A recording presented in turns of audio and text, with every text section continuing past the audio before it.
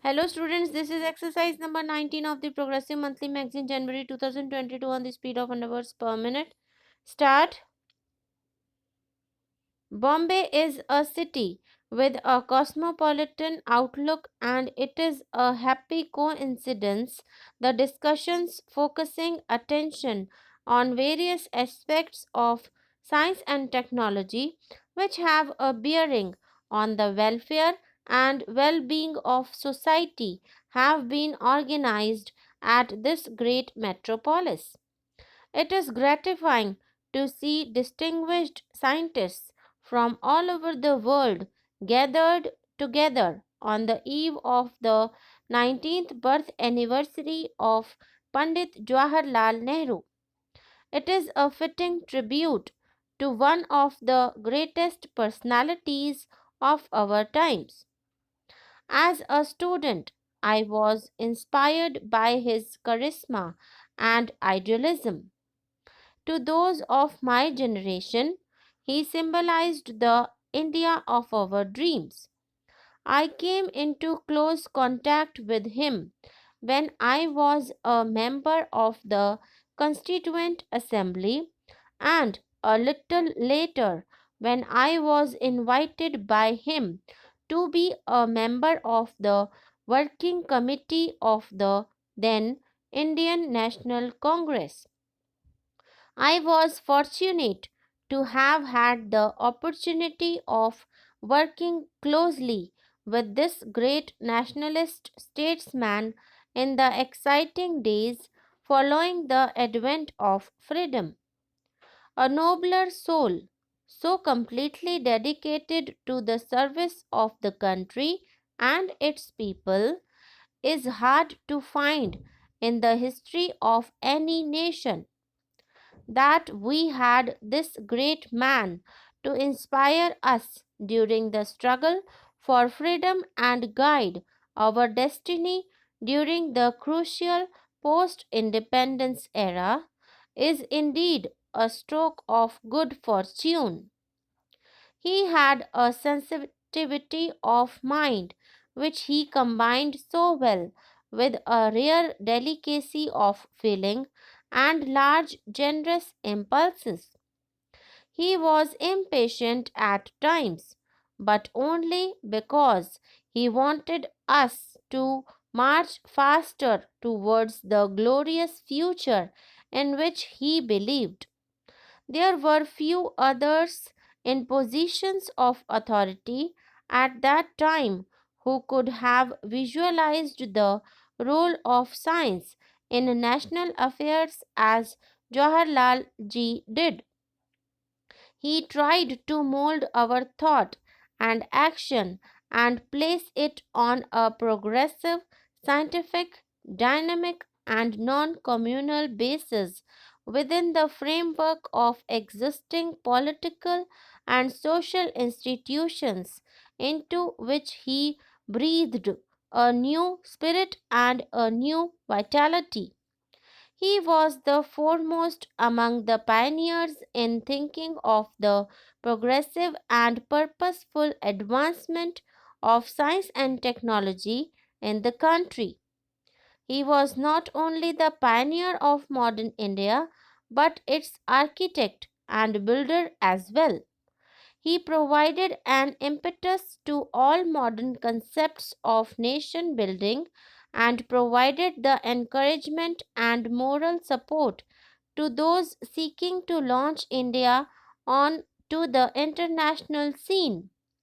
He realized even before India became free that our economic regeneration and progress towards the modern age could not be achieved unless we could plan ahead for prosperity.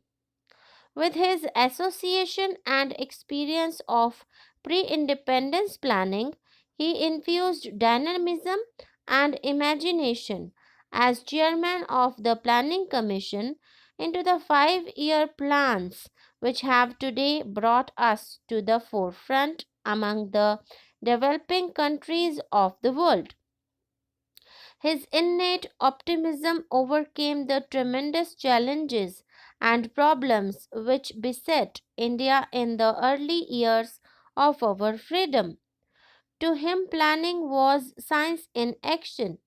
In order to ensure that the benefits of planning would be spread far and wide over the Indian countryside, he laid the firm foundations of democracy in the political life of the country. Panditji's belief in an international approach to problems and his liberalism won for India a place of high honor in world councils. He believed that it was only through the transfer of science and technology on a mass scale into every aspect of life that we would be able to achieve the goals which we had set for ourselves. While appreciating the value and importance of nuclear energy, also realized that a thermonuclear war could easily destroy mankind and all moral values so dear to human hearts. It was only to avert this catastrophe that his lone voice could be heard so often at international forums, pleading for the lessening of tensions and for the promotion of gradual and mutual understanding between the peoples of the world. He launched India into the modern age of advanced technology with an emphasis on basic heavy industries, including the heavy engineering and machine building industries, institutions for scientific research, and the development of energy resources. Having laid these foundations for prosperity, he sought to reach the accruing benefits to the people at large. He believed in the decentralization of industries. Such decentralization would scatter the benefits of industrialization throughout the country and, in due course, help to develop and support medium and small scale industries covering a wide spectrum of industrial activity extending down to the village and cottage levels. There has been no greater champion of decentralization than Panditji. He moved in Parliament in 1958 a historical scientific policy resolution which pledged to secure for the people of India all the benefits that can accrue from the acquisition and application of scientific knowledge. He patronized aspects of science and technology which go under the umbrella of scientific knowledge, from nuclear science to agricultural science. You have handsomely paid tribute to this great scientist statesman on the eve of his 19th birthday anniversary.